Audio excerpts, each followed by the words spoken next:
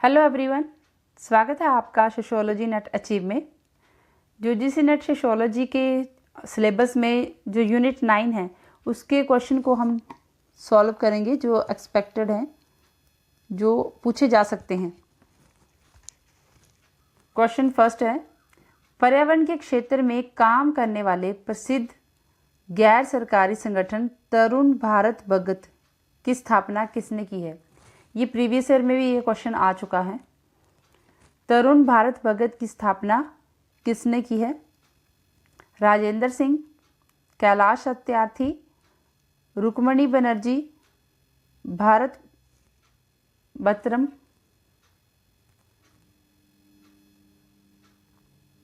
Answer है इसका राजेंद्र सिंह।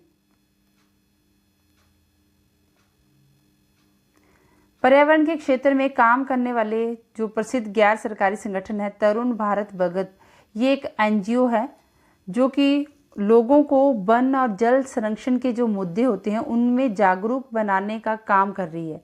ये एक एनजीओ है जो कि लोगों को वन और जल संरक्षण के मुद्दों को जागरूक बनाने का काम कर रही है और ये राजेंद्र सिंह इसके अध्यक्ष हैं और इनको मैग्सेसे पुरस्कार से भी सम्मानित किया जा चुका है।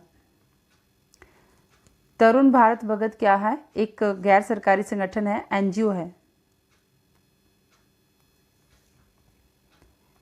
किसने चरण अप्रवास की अवधारणा प्रारंभ की? Step migration.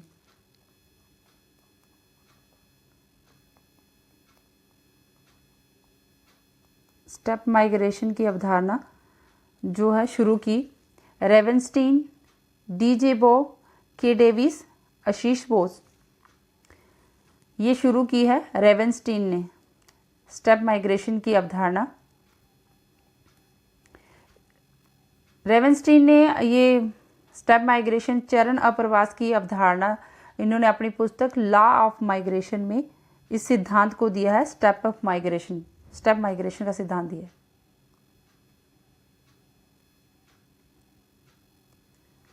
Movement for change climate neutral now. Movement for change climate neutral now किसके द्वारा शुरू की गई पहल है?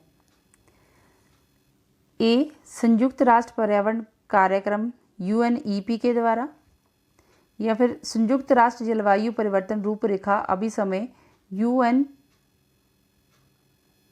UNCC के द्वारा, या फिर सी, विश्व मौसम विज्ञान संगठन, डी, जलवायु परिवर्तन संबंधी अंतर सरकारी panel, inter governmental panel on climate change. Answer है इसका UNCC के द्वारा, B. Movement for change climate neutral now, ये संयुक्त राष्ट्र जलवायु परिवर्तन रूपरेखा भी समय UNCC के द्वारा ये जो शुरू पहल की गई है, ये किसके द्वारा शुरू की गई है? UNCC के द्वारा ये पहल की गई है। Movement for change climate neutral now, यह विश्व भर में जो भी गतिविधियां हो रही हैं, ऐसी कोई गतिविधि हो रही है, इनोवेशन हो रहा है जो कि कार्बन को उत्सर्जित करने में कमी लाने में सहयोग कर रही है। कमी लाने का कोई इनोवेशन कर रहे हैं कि कार्बन के उत्सर्जन में कमी हो, जो कार्बन के उत्सर्जन में कमी हो, ऐसा कोई इनोवेशन हो रहा है, उनके समाधान का कोई कार्य गतिविधि हो रही है, तो उनको सम्मानित करने के लिए, उसके समाधान के लिए उनको पुरस्कृत किया जाता है। और ये साथ साथ में जो कि आर्थिक, सामाजिक, पर्यावरण विषय की जो चुनौतियां हैं उसका भी समाधान हो सके, ये UNCC ने शुरुआत की है, इसकी पहल की है movement for change climate neutral now की जो इनोवेशन हो रहे हैं कार्बन के उत्सर्जन की कमी करने की, और साथ में आर्थिक, सामाजिक, पर्यावरण की चुनौतियों का भी समाधान हो सके। निम्नलिखित में से कौन सा शहर पेंशन भोगियों के स्वर्ग से भारत की सिलिकॉन वैली के रूप में परिवर्तित हो गया है? ये प्रीवियस ईयर क्वेश्चन है। हैदराबाद, बेंगलुरु, पुणे, गुरुग्राम। आंसर है इसका बेंगलुरु।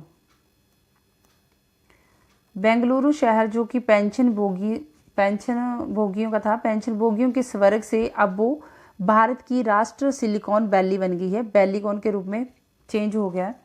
जो सिलिकॉन वैली है, असल में जो सिलिकॉन वैली है वो कैलिफोर्निया की दक्षिणी सैन फ्रांसिस्को की खाड़ी में है। सैन फ्रांसिस्को की खाड़ी जो क्षेत्र है उसमें स्थित है। उसमें वहाँ उस क्षेत्र में एप्पल, फेसबुक, गूगल जैसी कई ग्लोबल स्टार्टअप कंपनियां हैं वहाँ पर, उसको कंपनियों का घर कहा जाता है। इसी तरह से बेंगलुरु में भी विप्रो, इन्फोसिस और कॉग्निजेंट जैसी इन्फोटेक कंपनियां हैं। इनका कंपनियों का मुख्यालय है वहाँ पे बेंगलुरु में, इसलिए इसको सिलिकॉन वैली कहा गया है। इनमें से किसने अपनी प्रसिद्ध पुस्तक theory of culture change the methodology of multilinear evolution 1955 में सांस्कृतिक परिस्थितिकी शब्द गढ़ा, सांस्कृतिक परिस्थितिकी शब्द दिया है? अपनी कौन सी पुस्तक में? थ्योरी ऑफ कल्चर चेंज में, the methodology of multilinear evolution में। G.H. स्टीवर्ट ने, G.L. यंग ने, W.R. कैटन यूनियन ने, R. डनलप ने? आंसर है G.H. स्टीवर्ट ने। G.H. स्टीवर्ट ने अपनी जो पुस्तक है theory of culture change the methodology of multi linear evolution, उसमें ये शब्द दिया है सांस्कृतिक परिस्थितिकी। सांस्कृतिक परिस्थितिकी शब्द दिया है उसमें।